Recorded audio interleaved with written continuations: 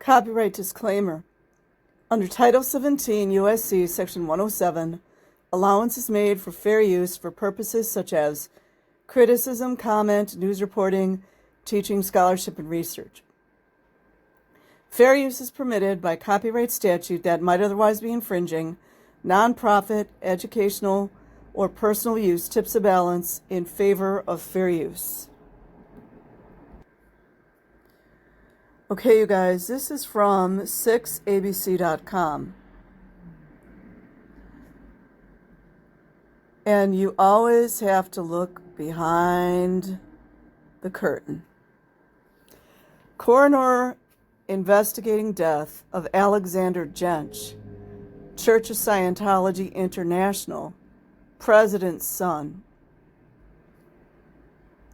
by 6ABC. So right there, they weasel out of a reporter name. Isn't that amazing? Thursday, July 19th, 2012. I just want to add, Alexander Jentsch was also victim of child SA.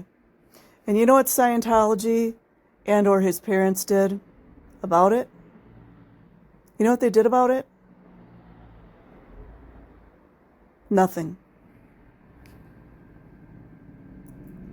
Los Angeles. Alexander Jentsch was found dead inside his in-laws' Sylmar home on July 3rd. But it was hours before anyone called 911. You know, cover up bees like that. The coroner's office said Jentsch's in-laws, notice there's no parents around, saw him asleep in his bed around 9 a.m. on Monday, July 2nd. No mention of him being sick, of course. 12 hours later, around 9 p.m., he had not moved, but no one checked on him. Listen to this statement right here, you guys. Listen to this statement. I'm going to read the whole paragraph again. The coroner's office said Jentsch's in-laws saw him asleep in his bed around 9 a.m. on Monday, July 2nd. Right away, to me, that just all around seems weird. I believe Jentsch was in his early 20s. Especially being in Scientology. Wouldn't he already be up, you guys? Just asking questions. Like BJ Investigates states, it's free to ask questions. 12 hours later, so that would be, 9 p.m. He had not moved. I mean, just listen to all of this, you guys. I can't help but think of Kim Porter's death.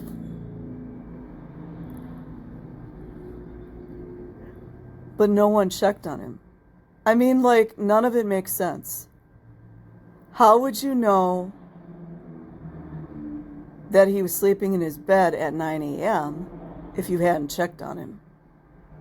So many holes right in this alone. And you wouldn't think to say, hey, Alexander, how's it going? Right? 20-something-year-old man, it's normal to be sleeping in bed at 9 o'clock, right? I'm sick of these people. The next morning,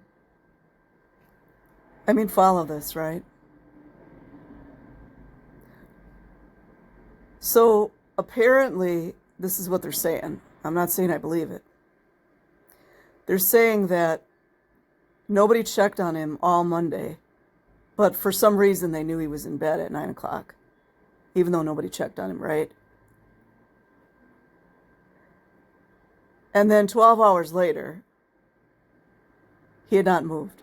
So nobody thought to check on Alexander that was 20-something that allegedly was in his bed from 9 in the morning until 9 p.m., right?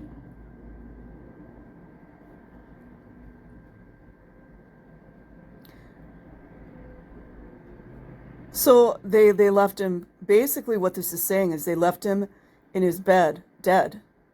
This is what this is saying. So it makes me sick. The next morning, so I'm assuming this is Tuesday, his father-in-law did check and found Jentsch unresponsive. So if we're supposed to believe this, police officers, government officials, authorities, sheriff's departments, if we're supposed to believe this, Alexander was seen in his bed at 9 o'clock in the morning, which right away, to me, that's weird. A young man in Scientology in bed at 9 o'clock in the morning, in his 20s. And nobody thought to check up on him for 12 hours, right? But they didn't check, they're saying they didn't check up on him. If you didn't check up on him, okay, I'm going to swear, so if everybody gets offended, turn me off. If you didn't check on him, how the fuck did you know he was in his bed? It's amazing the kind of things you can come up with, right?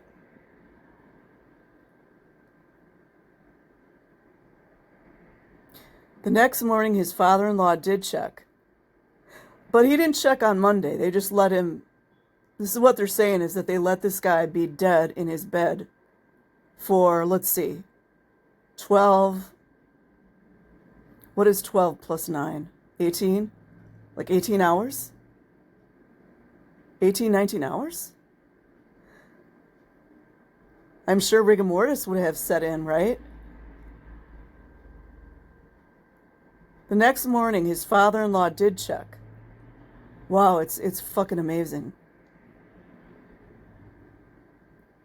And found Jentsch unresponsive. This is what cover-up looks like, you guys. Mind you, this child had to kind of raise himself, so I'm just going to keep it 100. I'm sick of it.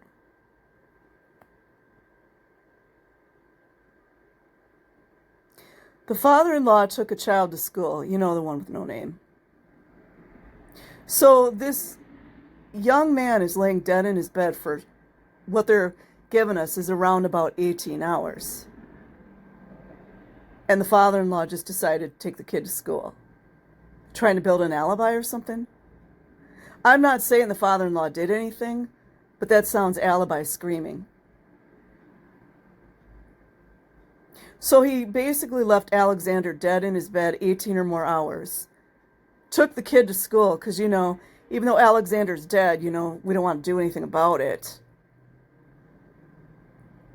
No mention of this kid this young man having some type of illness. Because the rumor was that he had some type of influenza or some type of lung issue, something to that effect. Now, mind you, the father took the child, you know, the one with no name, to school. And when he returned home, he finally called 911. We're all supposed to believe this, right? Everybody's supposed to believe this.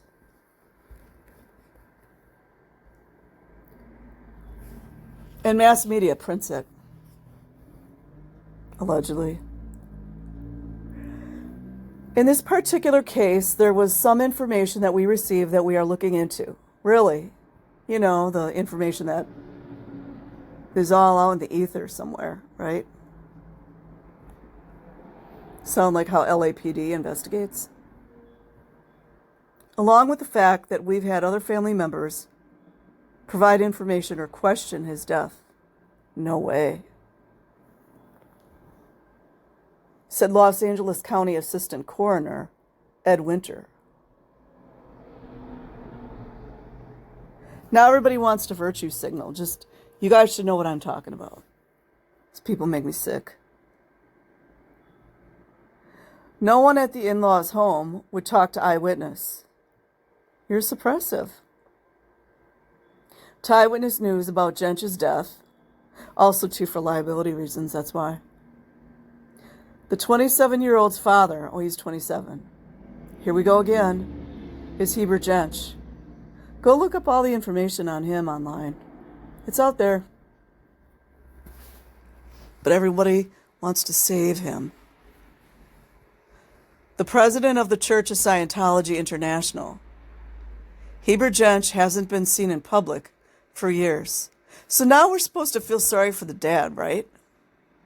I mean, I don't know. Maybe dad was upset about the kid's death and he started saying, I'm not with this shit. I mean, it'd be nice. It'd be nice if just once we could see a Scientology parent stand up. Just one time. Once.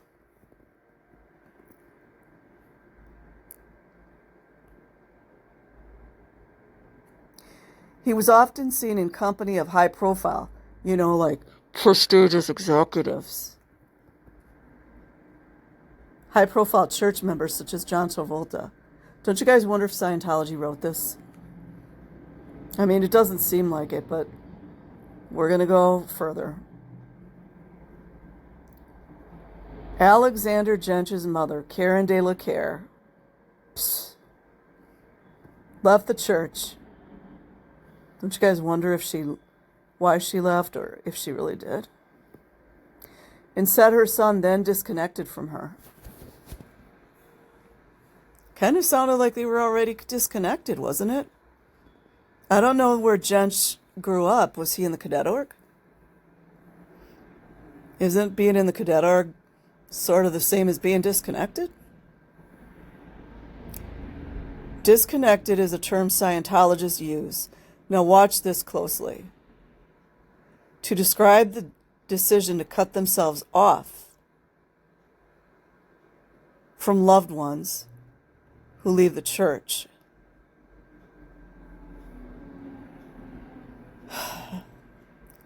She said when her son died, she wasn't allowed to see his body and has many questions about his death. I don't have much to say about her, to be honest. I really don't.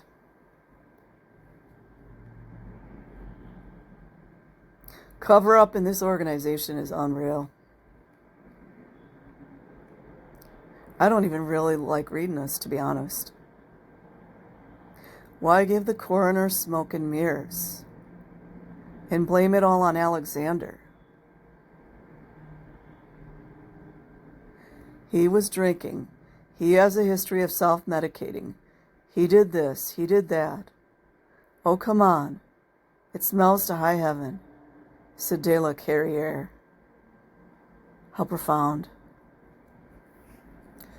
The coroner's office said an autopsy has been completed, but investigators are awaiting toxicology results before determining a cause of death. Now, I've read in a few different places that it was thought he had some type of like a pneumonia or something to that effect. And the Scientologists did not want him to take any medication for it. It's what I've read. I don't know. I wasn't there, just like BJ says. So I will leave a link in the description box. Like and subscribe if you choose. Otherwise, have an amazing day or night, wherever you are. Peace.